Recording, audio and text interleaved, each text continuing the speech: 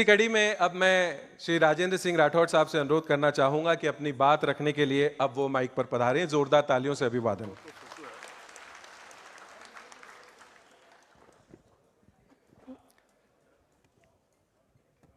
लोकेंद्र सिंह जी कालवी की जन्म जयंती अवसर पर इस गरिमापूर्ण समारोह में मंच को सुशोभित कर रही हमारे समाज का गौरव और जिनके नेतृत्व में हम सब लोग काम कर रहे हैं, उप मुख्यमंत्री आदरणीय दिया कुमारी जी, हिंदुस्तान के अंदर सामाजिक रूप से हमारे इतिहास को दुनिया से रूबरू कराने के लिए लंबे समय से लगे, कई उपन्यास लिखे, कई कविता लिखी, सांसद रहे, विधायक रहे। ऐसे आज के मुख्य अतिथि आदरणीय आनंद मोहन जी,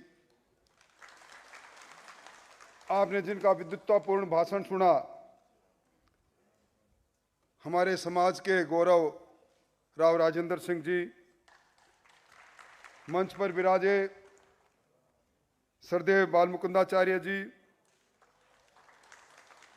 सम्मानीय मलिंगा साहब, प्रताप भानु जी, अभिमन्यु सिंह जी, आदरणीय हनुमान सिंह जी,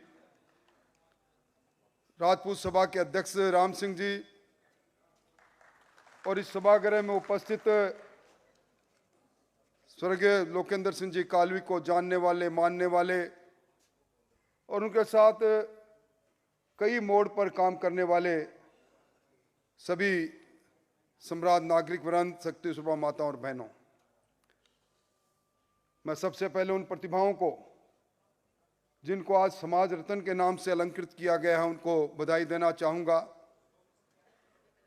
और अगर हमारे समाज का कोई अनमोल रत्न हो, उसके जन्म जयंती अवसर पर इस प्रकार का अलंकरण उनको मिले, तो ये उनके लिए भी गौरव की बात है। और स्वर्गीय लोकेंद्र सिंह जी कालवी, जिन्होंने जीवन पर्यंत कभी कंगूरा बनने की कोशिश नहीं की, नींव का पत्थर बनकर पूरे जीवन जिन्होंने संघर्ष की राह पकड़ी, और निश्चित तौर पर हमारे जैसे कई लोग जो राजनीति में रहे, राजनीति के अंदर घुमावदार मोड़ आते रहते हैं।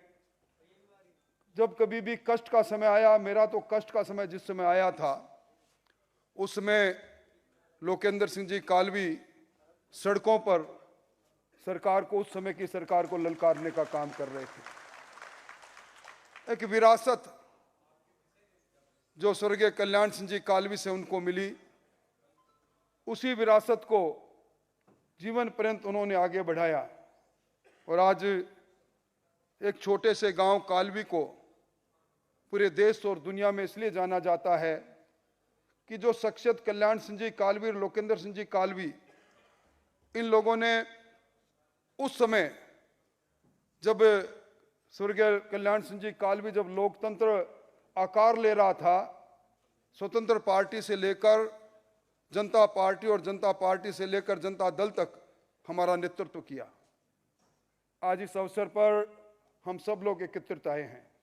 निश्चित तौर पर वक्ताओं ने कई बात कही, हमें अपने इतिहास पर गौरव भी है। राव साहब के विद्वत्तापूर्ण भाषण के बाद कोई लंबी बात रह नहीं जाती, पर एक बात जरूर है, अब हम कब तक अपने इतिहास को लेकर गौरवान्वित होते रहेंगे। एक इतिहास आज लिखा जा रहा है जिसको कल हमारे वंशज पढ़ेंगे। वो इतिहास हमसे जरूर पूछेगा कि हम किस प्रकार के इतिहास के सिरोधार्य कर रहे थे और किस प्रकार का इतिहास वर्तमान में हम लिख रहे हैं। आप याद करो, राजपूताना से राजस्थान बना। 1952 के अंदर जब 160 विधायक की पूरी विधानसभा थी, उसके अंदर 62 थे। और आज जब हम आज़ादी का अमृत महोत्सव मना रहे हैं, तो हम सिर्फ 20 रह गए 200 की विधानसभा में। हम क्यों पिछड़ते जा रहे हैं? किस कारण से हमारी सामाजिक चेतना लुप्त होती जा रही है? हम क्यों सहकार का भाव अपने आप में जागृत नहीं कर सकते?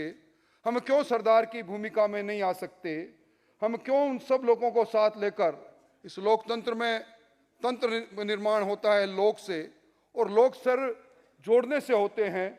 हम सब लोगों को साथ लेकर अपने गांव में, अपने मोहल्ले में, अपनी गली में क्यों नहीं हम उस भाव के साथ आगे बढ़ सकते जिस भाव से इतिहास में हमें लोगों ने देखा। अब छत्रत्व का बारे में कई बातें कही गई, व्याख्या भी की गई। बाल मुकुंदाचार्य जी ने व्याख्या की, राव साहब ने भी व्याख्या की, पर समय की रफ्तार के साथ हमें कम से कम इस बात का निश्चित तौर पर इस बात के बारे में सोचना पड़ेगा कि आज के मोड़ में हम कहाँ खड़े हैं। हम रजपूत हैं, धरती के पूत हैं, पर हमारी धरती कहाँ है? हमारे गांव से धरती को बेचने का क्रम हमारा जारी है। गांव से, जड़ों से हम कटते जा रहे हैं, हमारी संस्कृति से कटते जा रहे हैं। मैं लोकेंद्र सिंह जी कालवी के उस वाक्य को मेरे को जरूर याद आता है। वो कहते थे, हमारा इतिहास है, खून से लिखा है हजूर हमने इस इतिहास को। और निश्चित तौर पर मुझे इस बात कहते हुए भी संकोच नहीं कि जब कभी भी इतिहास पर हमला हुआ, लोकेंद्र सिंह जी कालवी अपने जीवन के अंदर उस इतिहास के संरक्षण के लिए लड़ते रहे। अकबर जोधा के अंदर बड़ी फिल्म थी, पद्मिनी के चरित्र को जिस प्रकार दर्शाया गया था, यहां बहुत से लोग साक्षी रहे।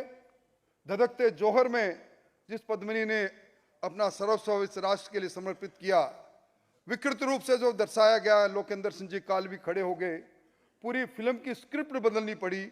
ये ऐसे लोकेंद्र सिंह जी कालवी थे। इस अवसर पर मैं एक लंबी बात नहीं कहते हुए एक बात जरूर कहूंगा कि लोकेंद्र सिंह जी कालवी ने करणी सेना इसलिए बनाई थी कि जब कभी भी अन्याय हो, अत्याचार हो, जब कभी भी हमारे समाज ने किसी भी समाज के लिए मदद की आवश्यकता हो, करणी सैनिक खड़े हो जाएं। पर आज उसका रूपांतर रूप हम देख रहे हैं। इस मौके पर यहाँ प्रताप सिंह जी विराजे हैं। मैं जरूर कहूँगा कि उस जिस उद्देश्य के साथ उन्होंने उस सेना का गठन किया था, हम कहीं न कहीं उस उद्देश्य से दाएं बाएं नहीं हो जाए, हम भटक नहीं जाएं। और अब मुझसे पहले अभी मलंगा साहब ने कई तरह की बातें कही, परंतु मैं तो एक बात जरूर कहूँगा। अंग्रेजी में एक कहावत है, rolling stone places nowhere. जहाँ कहीं भी हो, मजबूती से बैठे रहें। जिस किसी दल के साथ हो, जिस किसी पार्टी के साथ हो, जिस किसी इंसान के साथ हो, अगर हम आयाराम गयाराम की भूमिका में रहेंगे, हमारा एक ये चरित्र नहीं है। हमारे चरित्र के अंदर जिस बात को लेकर हमें लोग याद करते हैं, कितने राजा महाराजा हुए, महाराणा प्रताप को याद क्यों करते हैं? उन्होंने धरती के सम्मान की लड़ाई लड़ी, और धरती के सम्मान की लड़ाई लड़ने के लिए उन्होंने भील समाज जैसे छोटे समाज को संगठित करके मुगलिया सल्तनत को ललकारने का काम किया। क्या हमारे में आज के युग में वो शक्ति नहीं? हम लोगों को संगठित करके उस पर आगे बढ़ें। मैं आप सब लोगों को बधाई देते हुए, और निश्चित तौर पर आज जिन लोगों को हमने यहाँ आकर अलंकृत किया है, अगली बार समारोह में हमारे समाज की विभूतियों को हम इसी तरह अलंकृत करते रहेंगे। आनंद मोहन जी, आपका आना बड़ा अच्छा है। हम सब लोग तो उप मुख्यमंत्री जी सहित मंच पर जो लोग बैठे हैं मिलते रहते हैं, बात होती रहती है। आप सुदूर बिहार से चलकर पधारे, इस अवसर पर पधारे, और एक युग पुरुष की जयंती पर पधारे। और जिस तरह मैंने पहले कहा, कालवी साहब, लोकेंद्र सिंह जी कालवी कभी कंगूरा नहीं बने, उस नींव पर के पत्थर के रूप में काम करते रहे, जिस नींव पर हमारे जैसी कई अटालिकाएं खड़ी हो गई। आप सब लोगों का धन्यवाद देते हुए, प्रताप जी ने अच्छा कार्यक्रम रखा, उनको धन्यवाद।